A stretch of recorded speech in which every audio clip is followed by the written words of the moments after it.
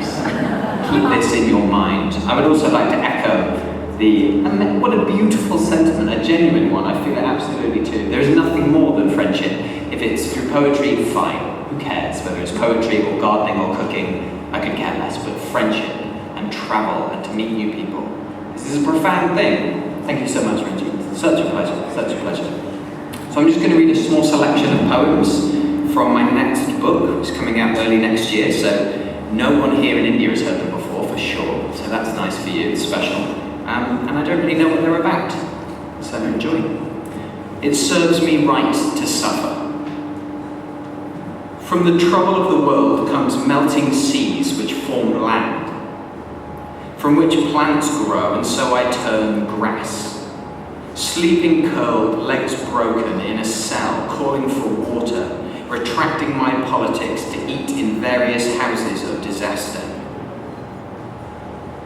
In the hours of troubled memory before I fall asleep, I remember all those cruel comments online and the smiling fish I ate willingly, descaling their backs as though I were unwrapping a present.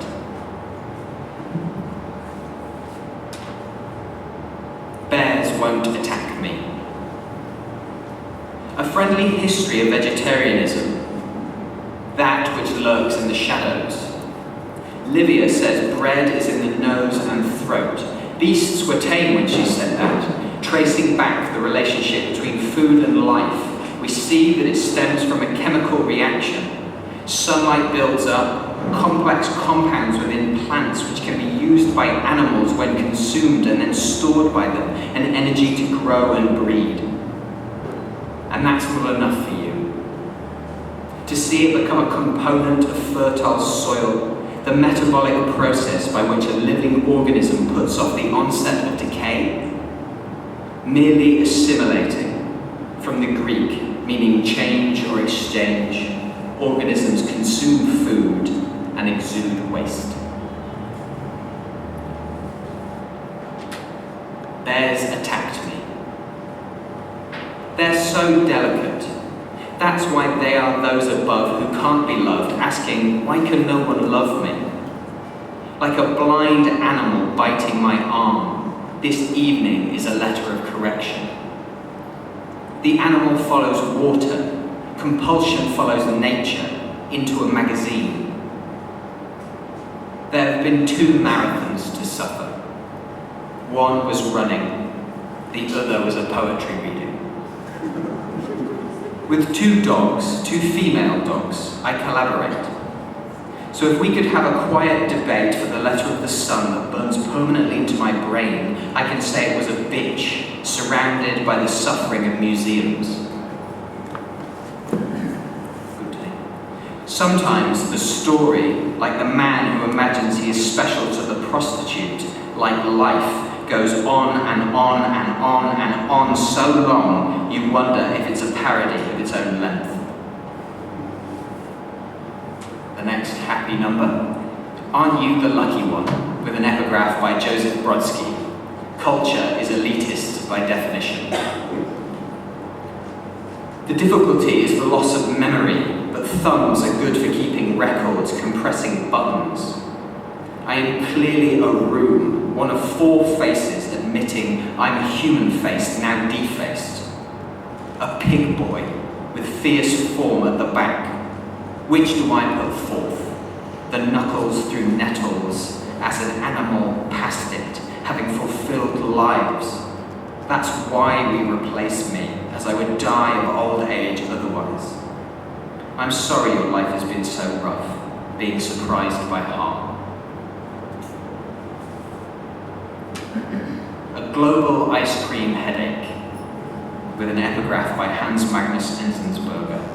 Skipping the trouble of learning, abandoning thought to the wolves, a nose ring is your favourite trinket. In such fair weather you'll get such friends. Volume spoiling in the menu, the clouds gather. I hate my companions and this destroys morale. I give up, I watch for a tall bridge. The forests I have never seen are cut down.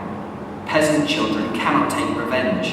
They will birth when of age, only a kind of conscious bracket where they can only be friends with each other and can only stay where placed. I am in remembrance, so please do not sit next to me. There are other seats on the train, though I know this is the last thing you want to hear.